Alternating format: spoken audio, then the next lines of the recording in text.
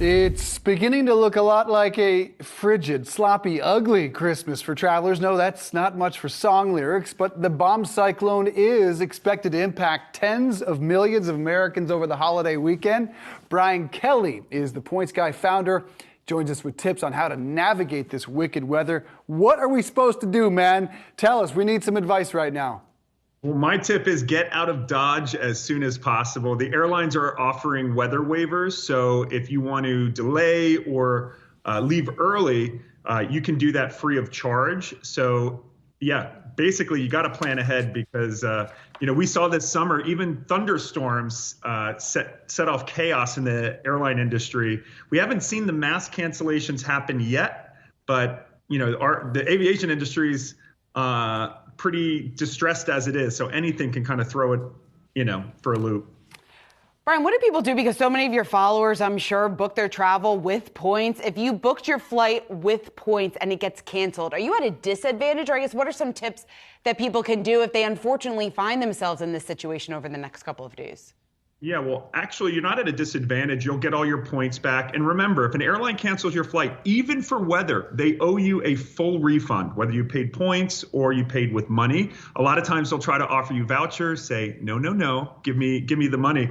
Where I actually think points come into play, though, if an airline cancels your flight, you're stranded at the airport, that airline has no obligation other than to get you on the next available flight, and usually just on that carrier. What you need to do is book yourself, get proactive. Sometimes there's only one seat left on the next flight out.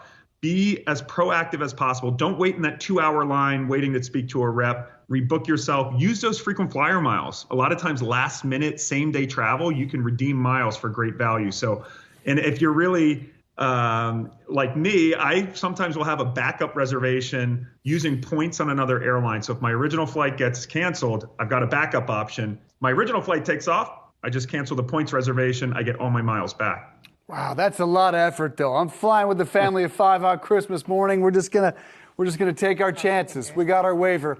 Broadly speaking, credit rates now at their highest rate in 30 years. That's according to Bankrate. Can we expect any relief in that capacity into the new year?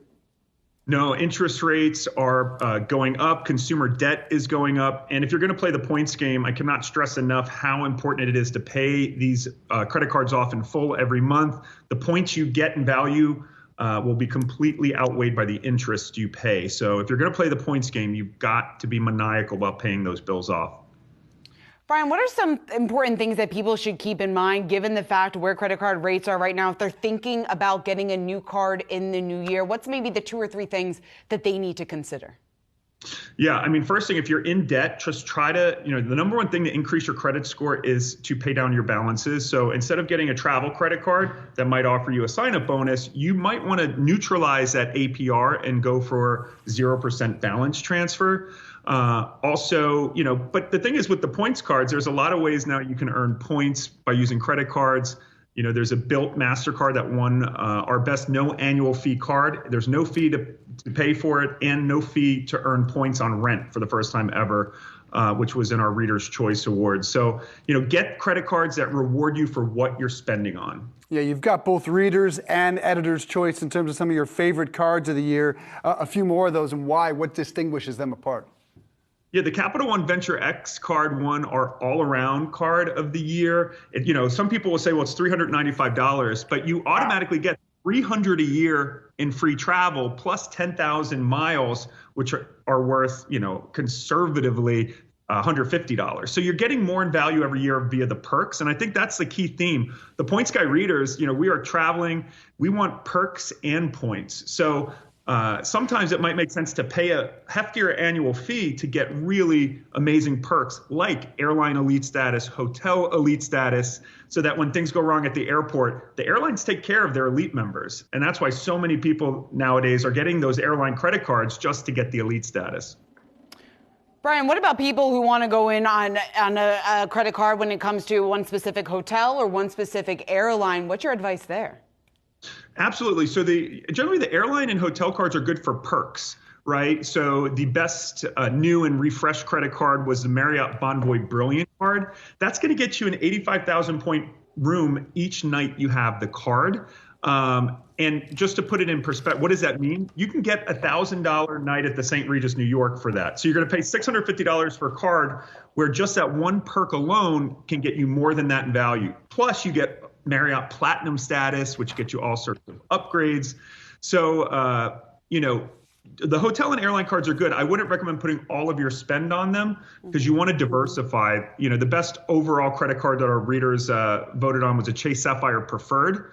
It's $95 annual fee. And those programs allow you to transfer to a number of different airlines and hotels. So kind of like your stock portfolio, you want to diversify and have a points program that allows you to transfer points to a number of partners versus boxing in with just a single airline or hotel. I was searching for that no annual fee. If correct my thinking there, Brian, what are some of the trends you're watching in terms of credit cards in 23? Well, there's all sorts of new credit cards coming out that I kind of find exciting. There's a lot of innovation happening in the space. There's even a new credit card that will, for the first time ever, you get rewarded for fitness. It's called Paceline, and the sign-up bonus is an Apple Watch. And every week that you hit your activity goals, you earn elevated rewards. So we're going to start seeing a lot more. There's even a lot of niche credit cards are coming out. So Cardless is teaming up with Simon Malls. They're coming out with their own co-branded credit card. So lots of innovation happening, lots of niche card products that are meeting consumers wherever they are in life. It's not just travel rewards that we're seeing all this action. All right, points guy Brian Kelly, safe travels. Merry Christmas, my friend.